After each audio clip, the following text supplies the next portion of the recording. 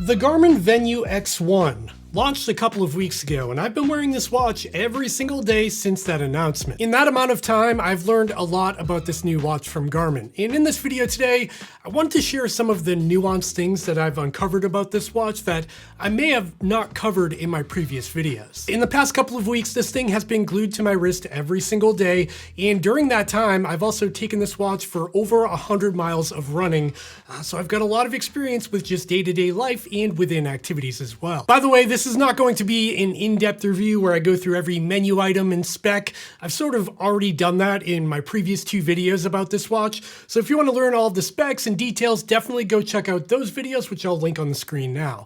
In this video, we're going to talk more nitty-gritty details that I've learned along the way, because some of them are pretty interesting, especially the battery life. Stay tuned for that. And just to get down to the point, sort of the TLDR about the Venu X1, this is sort of like a super thin square Fenix 8 with some of the pros that the Fenix 8 has, but also has a couple of cons as well. Okay, let's jump right in. The first topic I want to talk about in this video, in no particular order, is going to be some of the features that were added to the Garmin Venu X1 via a firmware update since it was launched. And this is pretty cool. So if you watch my initial video about the Venu X1, I told you it was missing a couple of features that were announced on the similarly priced Garmin Forerunner 970 here. And that includes the running tolerance metric, as you can see here, and the running economy metric you can see here. The good news here is that Garmin has since added those metrics to the Venu X1 as well. If I scroll down, I just added these a little while ago. You can see I have running tolerance here.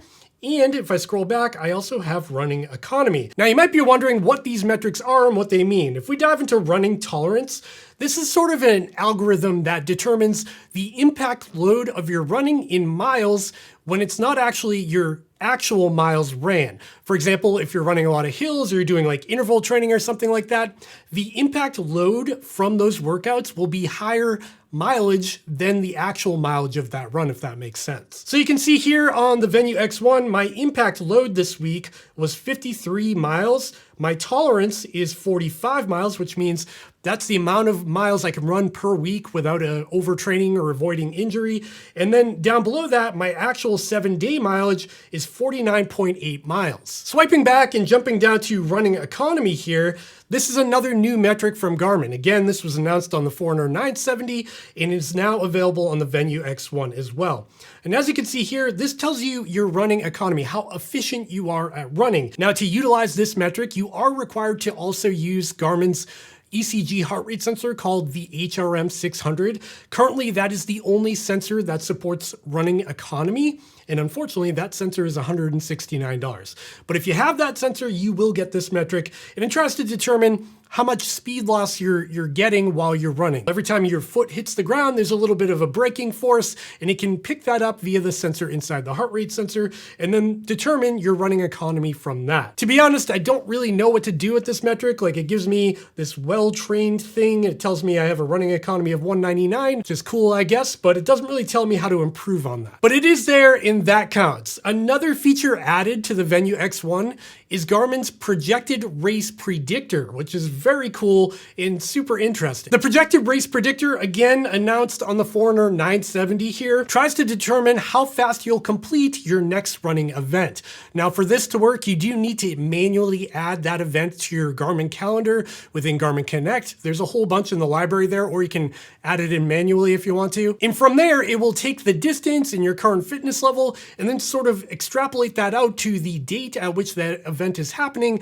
to try to determine how fast you'll run at the event. Now, the projected race predictor, again, it's interesting, but it does have some flaws. For example, it doesn't work with events longer than a 50K or 32-ish miles. If you put in a 50 miler or a 100-mile ultra marathon, it won't work for that. And the other thing is it's kind of funky with trail racing. Anytime I put like a 50K in, for example, it'll tell me that I'm gonna run it in like 4 hours when I definitely wouldn't. My fastest 50K time ever is about 5 hours, so there's that. But I do think the projected race predictor is pretty cool, and I think it would be a lot more accurate and applicable for road running. Okay, so those are the new features added to the Garmin Venu X1. There are a couple of other bug fixes and stuff via firmware, which is good to see. Now let's move on to comfort and form factor of this watch. I briefly talked about this in my review videos that I've already posted, but I just want to harp on this again. This watch is pretty wild from Garmin. It's 41 millimeters wide, it's 46 millimeters tall, but it's only 7.9 millimeters thick, which is insanely thin. It's one of the thinnest smartwatches on the market in terms of being a sport watch as well. And when you compare it to something like the Garmin Forerunner 970 here, it looks pretty similar, like at face value, like the footprint of it, but when you flip it on its side, it's just so crazy thin in comparison. And the Forerunner 970 is not like a big chunky watch, it's pretty small in its own right. I've said this before in my previous videos, but there's something about this watch that I just absolutely love when it comes to the form factor. It's so thin that the profile of it just doesn't get in the way when it's on your wrist. And it's so lightweight that you kind of forget it's there, all while having like all of the bells and whistles of a high-end Garmin watch. The thing about this watch is you really don't understand the value of the form factor until you can hold it in your hands or put it on your wrist. So if you are near a store that sells Garmin's, I would encourage you to go check it out in person before purchasing it because it's just different. Now let's move to the display of the Venu X1 because again, this is another standout feature compared to other Garmin models. The interesting thing about this is that when Garmin announced the Forerunner 970 here, they bragged about how bright the display was, saying things like it was twice as bright as previous models. And it really is. The Forerunner 970 has a fantastic display. However, in comparison, the Venu X1 I think has the better display. Even in terms of brightness, I think the Venu X1 is brighter. And the unfortunate thing is Garmin doesn't publish specs about their brightness, like in terms of nits. They really just tell you it's brighter and leave it up to you to decide. But in person, at a similar brightness setting in the watch, I found that the Venu X1 is brighter in most applications compared to the 970. The display on the Venu X1 is next level. I would say it's the best display on any Garmin watch to date. And another really useful thing about that larger display is the real estate you get with that larger display. For example, you can do things like have a map view on one side, have some data on the other, have your heart rate at the bottom, and because you get that giant rectangular display, it's all laid out really nicely and you can still make use of the map view even though they're all on one page. Another nice upgrade on the Venu X1 is that it now has a Sapphire display as well, which is a synthetic crystal that is incredibly scratch resistant. Now, again, I've only had the watch for a couple of weeks, so I haven't put it through a lot of damage, but I have gone hiking, I've gone trail running, I run with it just about every day. I've got 4 kids, I beat the watch up, and so far there are no scratches at all on this display as you can see here. And just for giggles, because I'm kind of a nerd, I actually went out and bought this thing that'll actually test to see if the display is really in fact Sapphire. And just to prove this works, I've got an Apple Watch Series 10 here. If I put the probe on this, you can see nothing happens. But if I put the probe on the Sapphire lens of the Venu X1, should see it, yep. You can see there it goes into the red, proving in fact that this is a Sapphire crystal. Another feature of the Garmin Venu X1 that I didn't mention in my previous videos is that this watch also has redshift mode. And what that does is it eliminates all of the other colors of the watch. So if you're in a dark environment, you don't want to blind yourself, you can go into redshift mode and it changes the entire user interface to red, which is interesting, and some people find value in this. You can actually change the color from red to green and other colors as well. So if you find use in that, it does have that as well. Okay, now let's talk about the user interface on the Venu X1 because it's different. It's almost like a Garmin Fenix, a Forerunner, a Vivo Active, and a Venu all came together and had one baby. This is the user interface you would get. So the first thing to know about the Garmin Venu X1 is that it only has 2 buttons compared to the Forerunner models or the Fenix models that have 5 buttons, which means you can't do everything from the buttons. You do need to interact with the touchscreen when you want to do certain things like select something. You can still use the buttons for starting a run. For example, if I hit the button once, I can go to activities. And if I hit start, I can start my run. If I hit that button again, I can stop that run. However, when you are in an activity and you want to see more data or go through all the data pages, you do need to swipe on the screen. Now, one thing that's interesting about the touchscreen on the Venu X1 is that it's very resistant to water and sweat. It's got really good like moisture rejection, if that's a word, where Even when I've had very sweaty hands, I can still interact with this pretty reliably. It's not perfect, and in those situations, I wish I had more buttons, but you can certainly get by with the 2-button interface. Another interesting thing about the Venu X1's user interface is that when you're actually in an activity like I am now, you can actually swipe back twice and get back to your main watch face here. And from here, you can check your phone notifications or check your widgets and stuff like that, all while your activity is still running in the background. And the cool thing is, much like Apple Watches, you can actually jump right back into your activity by tapping on the little running icon or activity icon right at the top there that's in red. If I tap on that, it brings me right back into the activity. Now, if we go into the app list here on the Venu X1 and scroll down, you'll notice another unique thing to this watch as well. And that is that it has a built-in calculator. Now, I don't know how many people will use this or whether or not you would just pull out your phone or not, but it's actually kind of useful to have a calculator right on your wrist. And it kind of reminds me of the old days with those like Casio watches with the buttons. But the cool thing about this is there's actually a built-in tip calculator as well. You can put in how many people are at your table, how much your tip's gonna be, and it'll determine how much each person has to pay at the table. One quick note though, the calculator app was actually recently added to other Garmin watches as well, like the Fenix 8 now has this as well, but it is kind of cool to have and I thought it was worth mentioning. Okay, next up, I wanna talk about the built-in flashlight on the Venu X1, because there's some interesting things about this as well. So I've mentioned this in my first video about the Venu X1, but yes, this watch does have a built-in flashlight, and it's not a flashlight like using the screen as a flashlight like an Apple Watch would do. Instead, you've actually got a hardware built-in LED at the top here that is significantly brighter than just using your watch's screen. However, to access the flashlight is a little bit different compared to other Garmin watches. For example, on the Forerunner 970 and every other Garmin with a built-in flashlight, you double tap the top left button here. So if I double tap, you can see the flashlight is on. If I double tap again, it turns off. On the Venu X1, this action is different. To access the flashlight on this watch, you push and hold the bottom button instead of double tapping it. Now, when it comes to the brightness of that built-in flashlight, I've done a lot of testing on this because I was worried when I first got this watch to see this tiny little opening for the flashlight compared to the opening of the Forerunner 970 here, which has a significantly larger LED in it. I've got some good and bad news here. The flashlight of the Venu X1 is definitely not as bright as something like the Forerunner 970 or the Fenix 8. That's the bad news. It's very similar. I've done a bunch of testing. I had my cameras set to like a fixed aperture and a fixed exposure to try to get the best representation of the brightness for camera use, so you can kind of see for yourself. And as you can see, I would say the brightness of the flashlight on the Venu X1 is probably like 80% of the brightness of the Forerunner 970. They're very close, and the good news is, that good news part is that the flashlight is still very usable. You can navigate a dark room very easily with this. In fact, you could even use this for like hiking or trail running in a pinch if you had to. I definitely want to have a headlamp or a real flashlight, but if your battery's burnt out and you had nothing else, this might be a good fallback. And I'm gonna beat a dead horse here about the flashlight on these Garmin watches. This is something that I can't live without anymore. I absolutely love having the built-in flashlight. I use it literally every single day to find my kids' toys under the couch or find my phone when I drop it in the car or something like that.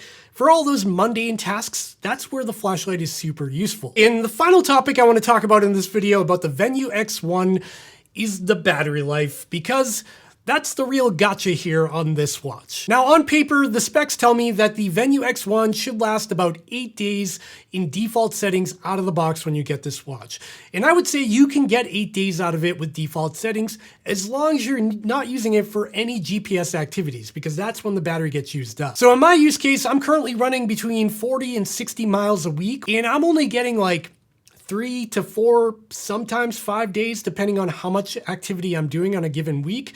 That's all to say we're not getting the weeks of battery life that you'd expect from some of these Garmin watches. And when it comes to GPS on battery life, when you're actually out on that run, you're doing a marathon, an ultra marathon or something like that, with out-of-the-box settings and default GPS settings and brightness settings and all that, you'll get about 16 hours of use in a GPS activity, which isn't terrible, but it was also going to be a real struggle to finish your next 100-mile ultra with that amount of battery life. I can't do that because I'm not that fast. However, there is a silver lining here. I've made an entire video about the Garmin Forerunner 970, and I'll put that on the screen now, where I changed a bunch of settings on this watch to maximize the battery life in a GPS activity.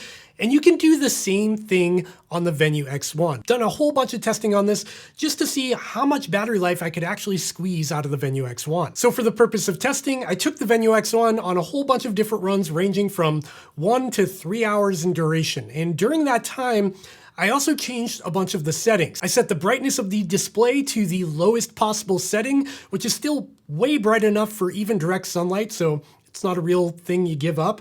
And then I set the timeout of the display to 4 seconds, which is a very short timeout. That means the screen will only be on for 4 seconds of time before it turns off. And obviously, I also turned off the always on display. On top of that, I jumped into the GPS settings and I set it to GPS only because that maximizes your battery life at a sacrifice of a slight amount of GPS accuracy. But if you're doing a really long activity, that's not going to matter so much. You'll be more concerned about the battery life than you are about having perfect GPS tracks. So with those settings and doing some super long runs, I saw a battery loss of around 3.5 to 3.6% per hour. So that would give you close to 28 hours of total runtime on the Venu X1. And keep in mind, that is squeezing out every morsel of energy from the battery inside this watch. 28 hours is pretty much the maximum you'll ever see. And even with that, you'll get the battery warnings. It'll ask you to turn on power save mode. You're probably realistically looking at more like 24, 25 hours, so just keep that in mind. Now, even though I said that was the final topic of this video, I do want to talk about some of the things this watch is lacking. First of all, ECG or electrocardiogram. If you have a Garmin Forerunner 970 or a Fenix 8, you have this feature. You can put your fingers on the bezel and it will measure your heart rate ECG to detect things like AFib, and you can plot out a chart of your sinus rhythm and all that stuff. It's pretty interesting. And on the Garmin Venu X1, ECG is entirely missing. I'm not sure why they made that choice, whether or not they could fit it into the thin form factor or something like that, but it's not here on this watch, which is kind of a bummer at this price tag at $799. Now, even though I do think ECG should be on here for that price point, I put the question back to you.